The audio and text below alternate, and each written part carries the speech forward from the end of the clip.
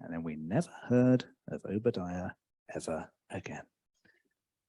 I kid you not, that's it. That's the entirety of Obadiah's presence in the Bible. That's it. So when we look, 1 Kings 18 is, well, this was originally meant to be part of the Elijah series, and then someone in the monarchy died and we moved it. So that's why this is a little bit out of sequence. If you're wondering why are we going back into Elijah, it's because this one got bumped.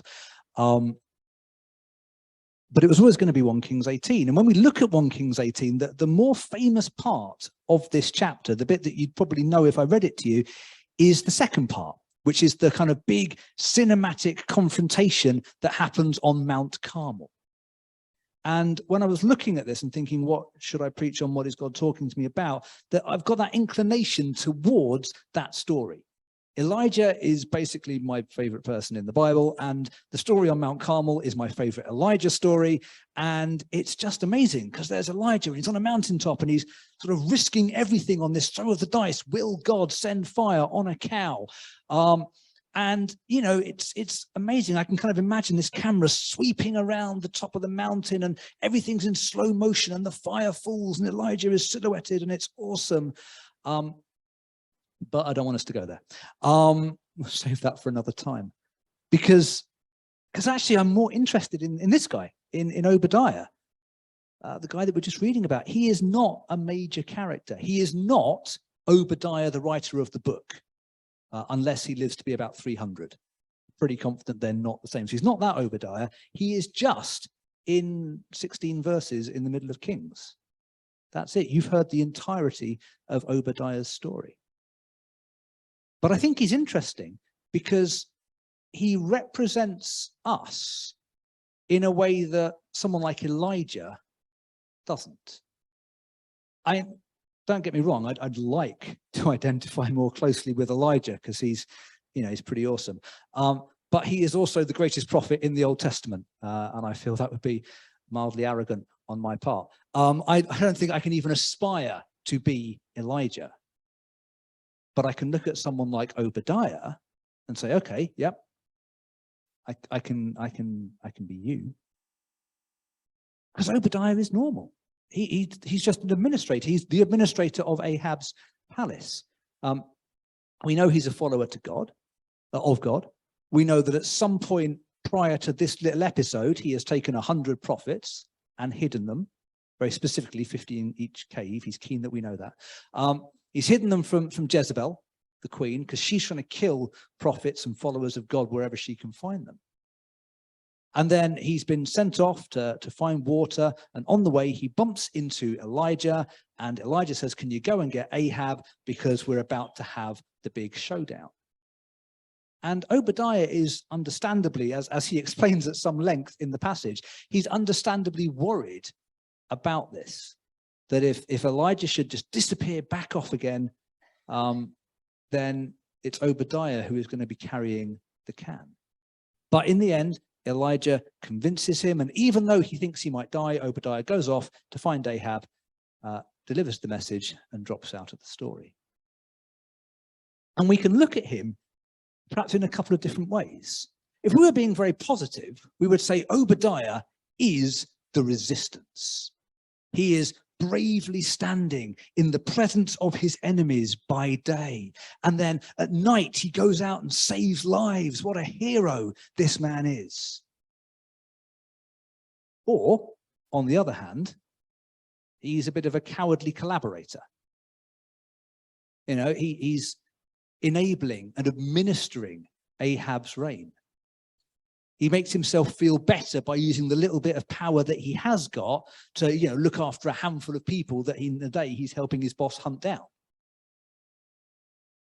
And perhaps the truth of him is somewhere in between those two. He is neither a perfect hero nor an abject villain. He is normal. He is doing what he can with what he's got in the situation presented to him. But it's all brought to a head when Elijah appears in verse 7. And we get this exchange. Go tell your master Elijah is here. What have I done wrong? What have I done wrong that you are handing your servant over to Ahab to be put to death?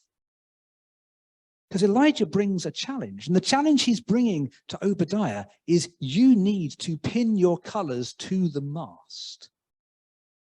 Apparently a nautical term from when you had your big flags and you were going into battle, and if the mast got knocked over and the flag fell down, so you would get the flag and you would literally nail it to whatever you had left of the mast and go, we are still here, we are still fighting, you are not removing our identity as the British Navy. We will nail the colours to the mast if necessary. Stick to your guns. Say, yes, this is who we are. This is Elijah's challenge. But Obadiah's response is to go, do I have to? Really? I'm not mad keen on this. I might die. And it's interesting because we know that Obadiah is a man of faith. It's one of the first things we're told about him.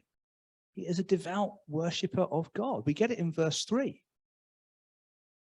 But I think maybe the problem for Obadiah is that his faith is a secret faith, which, in fairness to Obadiah, is fairly understandable when you live in a country where being a devout follower of God gets you killed.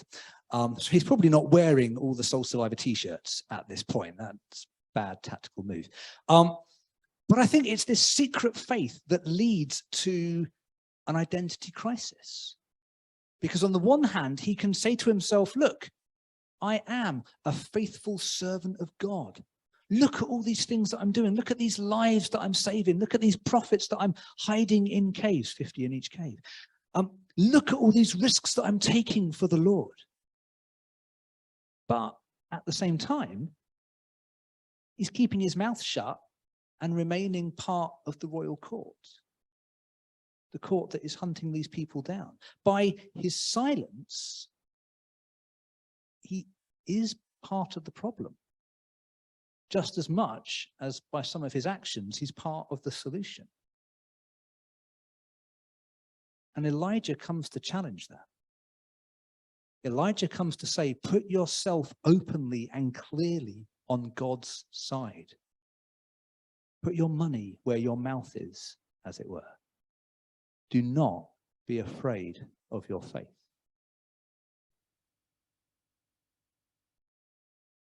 I think we can all be a bit, maybe a lot, like Obadiah. I think we all have things that we do in secret. Those little quiet things that we they're there. We've got a little kind of list in our head of if anyone ever goes to us, you being Christian enough, we go, aha, got my list. I will tell you the things that I do that are very Christian. I bought a big issue.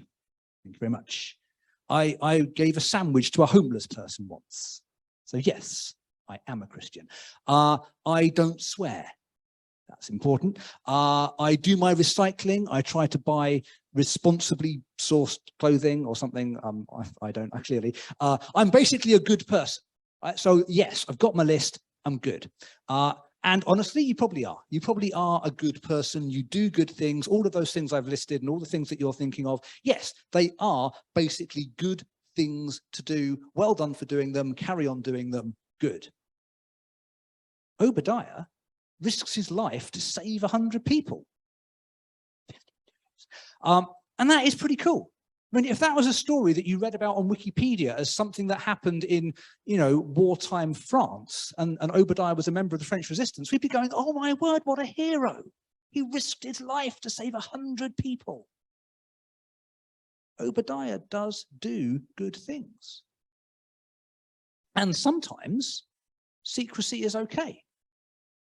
Jesus very specifically says, when you give in secret. When you pray in secret. When you fast, make sure you don't end up looking really bedraggled and, oh, I'm fasting, everyone. Just, be normal. Just fast quietly. But those things are a secrecy of sincerity, if you like. Don't do these things to be seen doing them. Don't show off with your giving and your prayer and your fasting. Don't do it to receive accolades. Don't do it to look holy. These things are between you and God. They're not public spectacle. They're secret in the sense of not for display. Obadiah's problem, and whilst we might understand it, it's not just that he keeps his actions secret, it's that he's keeping his whole faith secret.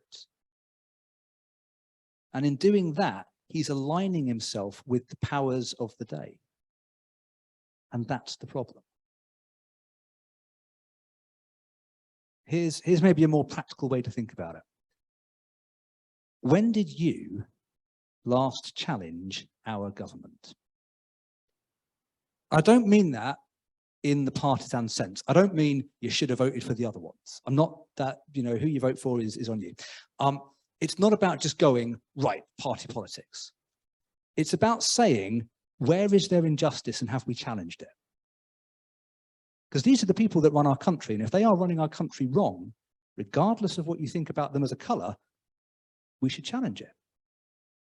At the moment, I think it's still the case that we're planning on sending refugees to Rwanda. Now, the thing about Rwanda is they torture and kill their political opponents. So we're going to take some people that have fled their country for political reasons, come here for safety, and then we're going to send them to a country that tortures and kills people for political reasons. You may think this is not a brilliant idea, but what have you done about it? Have you emailed Mel Stride? Have you been around to knock on his door? Have you messaged the Home Secretary, Foreign Secretary, whichever one it is? I lose track, they change a lot. Or what about, you might remember a couple of years ago, during the pandemic, there was a big thing about giving children free school meals, that they weren't at school. Should they get, how are we going to feed them? And there wasn't money to do it. It couldn't be done. And it was only when Marcus Rashford stood up and went, yeah, we should actually do something about this. The government, oh, good idea, Marcus. Wish we'd thought of that. What did you do? Had you added your voice to that? Or you might have noticed that we have an increasing number of politicians who have what I'm going to call an interesting relationship with the truth. And I'm going to leave you to fill in some blanks there for legal reasons. But if you heard something, you went, I know that's not true. And then you went, it's just politicians, isn't it? That's what they're like these days. And you didn't do anything about it. And I didn't do anything about it. Well, then we stayed silent when maybe we shouldn't have. And again, it's not about who you voted for. I don't care who you voted for. But it's saying these are the people that are in. Are they acting justly? Or do they need to be challenged? Or maybe if politics is just making you go, stop talking politics, Dave. What about your place of work? Or what about your social groups? Or what about your family, which I'm well aware can be an absolute minefield. Challenging family. There's a challenge. Because there may be things where you work or with your friends or with your family that you know need to be challenged, but you don't want to do it because it is easier to keep the peace. Because it's Christmas in about 2 months and you're all going to have to sit around a table and look at each other. Now is not the time to start offending people. So you're not going to do it. You're just going to wait for it to change, even though you know it isn't going to. It won't, but you're going to wait because it's easier. Or you're going to say to yourself, what difference is it going to make? What's the point? Why bother? But there are times that we can make a difference. And I'm going to do a personal story, and I kind of feel I shouldn't because it's like, here's a great thing I did. But it's just one I can think of, and it's true. So I'm going to share it. Because a couple of weeks ago, probably longer than that now, I was over in mini Tesco's over there, and I'd got all my stuff, and I'd walked down to the kind of weird triage queue bit where you decide to go to the kiosk or to the self-serve. And there was a man having an absolute rage at the cashier, a proper voice raised, angry, finger pointing, flecks of spittle rage. I've no idea what about. It wasn't particularly coherent, but he was raging. And then sort of behind him were about half a dozen people, all doing that kind of quintessentially British thing where they all stood there and went, I definitely disagree with this. I'm not going to do anything at all about it. I might shake my head to indicate disapproval. But given that he's not looking at me, it won't really matter. And so there were about half a dozen of us all doing that. And I'm not particularly keen. I'm not one of those people that likes to wade into some people's arguments. I know some people see that and go, yes. I know some of those people can get involved. I am not one of those people. I'm on the more introvert end of the scale. And I don't want to. I don't want to talk to strangers. Tolerate talking to people I know. I definitely don't want to talk to people who are strangers. And I thought, okay, it's not the end of the world. He's having a bit of a rage. Fine. And then he turned around and there was a member of staff not behind the big plastic screen that they have these days. And he started having a go at her and getting quite aggressive and getting into her face. And I thought, okay, this is a line. I'm going to have to do something. I can't just stand here and watch this. And so I did. I put down my shopping on a nice convenient pile of beer cans. And she told me to be holding a glass bottle at that moment. That's not a wise move. And sort of, and genuinely, all I went was, all right, mate, that's a bit much. I said mate because I wanted to look slightly tougher than usual. You know, even me retelling the story, my accent has gone a little bit more, all right, mate, all right. Don't bring that in my pub, all right. Yes, I did grow up watching EastEnders, thank you. And that's it, that genuinely, that was my intervention. All right, it's no need for that. And he sort of glared at me and had a go at me and then, oh, whatever, and stormed, I'm not coming back. At which point I think all the staff went, okay, fair enough. And he stormed out. And at that moment, obviously, everyone cheered for me. The staff went, here you are, have free Tesco's for life. And they all just went, Dave, please tell us, how do we become Christians here and now? Yeah, none of that last bit is true, obviously. One bloke went, hold on. And the one member of staff went, thanks. And that was it. That was the entire response to the situation. And then everyone just carried on shopping, you know, and the people that were buying stuff bought stuff and I bought something and off I went and that was it. And, you know, did I change the world? Probably not. I think we could say definitely not, in fact. Didn't even get in the career or whatever. Thank you for stealing my next point. But yeah, and that's the thing. It made a difference to the people that were there. I suspect, I hope it made a difference to the member of staff that thought I'm about to get punched in the face now. And even the fact that someone just went, please don't do that, might have been an encouragement to her. Even if I didn't change the world, even if it hadn't made a difference to even one person, for me, that behavior that he was displaying was not right behavior. And it was behavior that had to be challenged. And I hope, whilst it didn't change the world, that it made a difference to the people that were there at that moment. Because ultimately, the thing is this, if my faith doesn't matter enough to me to put into action, what sort of faith is it? What's the point in it? And you might be thinking, great, okay, so you've talked about politics, Dave, and you've talked about Tesco's, and that's lovely, and these are great stories. What can I do? I cannot sit at home and send an email to Mel Stride and change government policy. I cannot go into work and change the culture of my 200-person workplace on my own. Maybe you can. But okay, maybe you can't. But that's not the point. The point is not that you have to change the world. The point is that knowing that doing the right thing might not be enough is not an excuse not to do the right thing. This is the fear that we see in Obadiah. He knows that passing on Elijah's message is the right thing. But it may not be enough. It may not change Ahab. It may result in his death. It's not going to change the world. And so Obadiah doesn't want to do the right thing because of what's going to happen next. And that's why Elijah isn't calling Obadiah to change the world. He doesn't say, solve it all, Obadiah. He says, do this one thing. He says, stand up for the truth. Speak the truth. Bring a challenge to the person in power. And in the end, although it takes him a while to get there, that's what Obadiah does. And him going to Ahab leads directly to the Mount Carmel showdown. It's the very next thing that happens if you want to go and look later on. It directly leads to Mount Carmel. It directly leads to this moment in the Bible where God's authority over Baal is overwhelmingly established.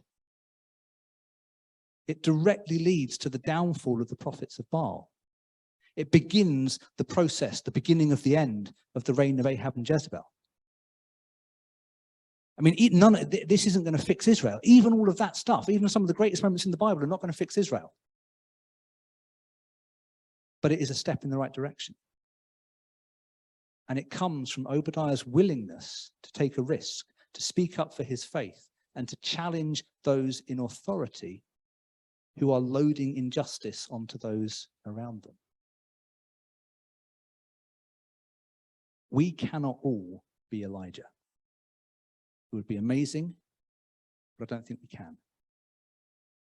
But we can listen to Elijah's words, just as Obadiah did.